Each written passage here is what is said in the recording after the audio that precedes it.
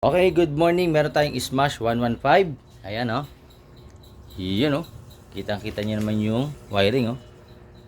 Aray ko. Talagang ay grabe yung wire, oh. Yan, no. So ito yung wiring niya. Merong dalawang relay, tatlong relay. Tapos yung harness, ayan. Ayan, oh. Talagang kumbaga sabog-sabog, no. Then bago lang po yung battery niya na, ayan, oh. Bago lang yung battery. Tapos yun nga, meron pa siya idadagdag ito. Under lights, running lights, saka digital panel. So ikakabit pa natin yan. So abangan nyo at syempre alam niyo naman ako, lilinisin ko muna yan. Yan, oh. Dumi, di ba? Para maayos yung pagkaka-wiring natin. Okay, so yan. Hintayin nyo kasi napundat to. Hindi ko na napakita, no. Ilang beses na ako nagpakita ng ganyan. Napundat yung mga ilaw, lobat, yan. So, yan. Naka-full wave pa yan, ha. Oh, naka-full wave, nalolobat. Diba? Nalolobat pa. Okay. Nangangay ng kuryente. Tapos yan, no. Mga open wirings. Ayan, no. Aray. So, yan. Yung mga iwasan natin, yung mga ganito. Open wirings. Okay. So, yan. Lilinisin ko muna at tingnan natin kung ano yung Mag-New Year na si boss. Tingnan mo, muntik pa. Ayan. So, buti lang nagpagawa siya sa akin at ayan, naisipan niyang paayos ng wiring. Okay? So, abangan nyo lang at linisin ko muna yung motor and alisin natin yung kalat. Alright? Okay, so ito na yung wiring ni bossing after kung ma-power applies wiring setup. Ito na yung kanyang digital panel and malinis na yung kanyang wirings, no? Wala na yung sala-salabat. And dito malinis na rin. Then yung chassis malinis na rin. Malinis na rin po yung kanyang harness, no? Wala na pong sala-salabat dyan. Okay? Ito na yung kanyang loud horn. Dito na nakapwesto. Yan. Magkabila. Dito na yung stock horn. Tapos dito na yung full wave regulator. Tapos ito na yung power appliance wiring setup. And ito yung kanyang dual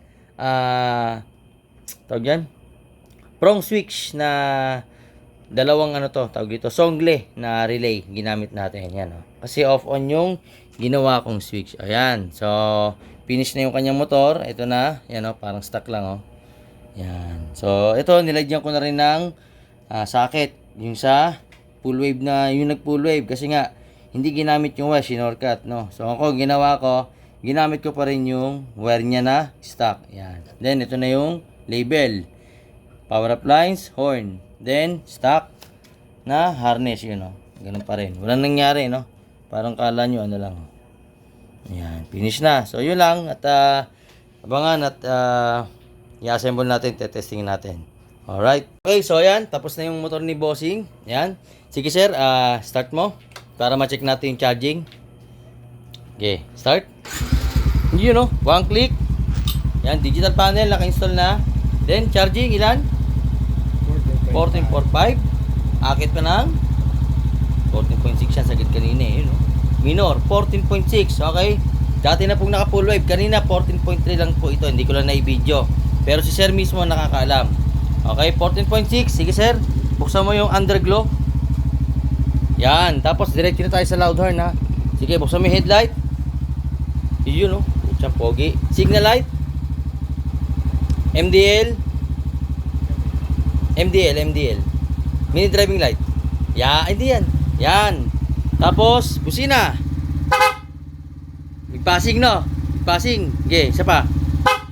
Okay, patay mo yung MDL. Okay, busina. O, yun, ha. With passing pa rin. Tapos, pag nag-stock, lipat, stock. Sige.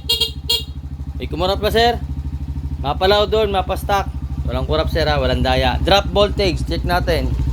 Drop voltage 13.2. Sige, MDL buksan mo. Bukas. Okay, 12.9. Yan, 12.8. Try mo sa stock. Busina. Loud horn pala, loud horn. Loud horn, sige. Bumaba ba ng 11? Hindi. Okay na, sir, ha. Finish. Oo. Ayan, power appliance Smash 115 2018 model. At si sir ay galing pa sir ng Cavite. O, yan. Uwi pa to sir ng Batangas dapat. Kaso, di na tuloy. Kasi nga, inabot na kami ng gabi.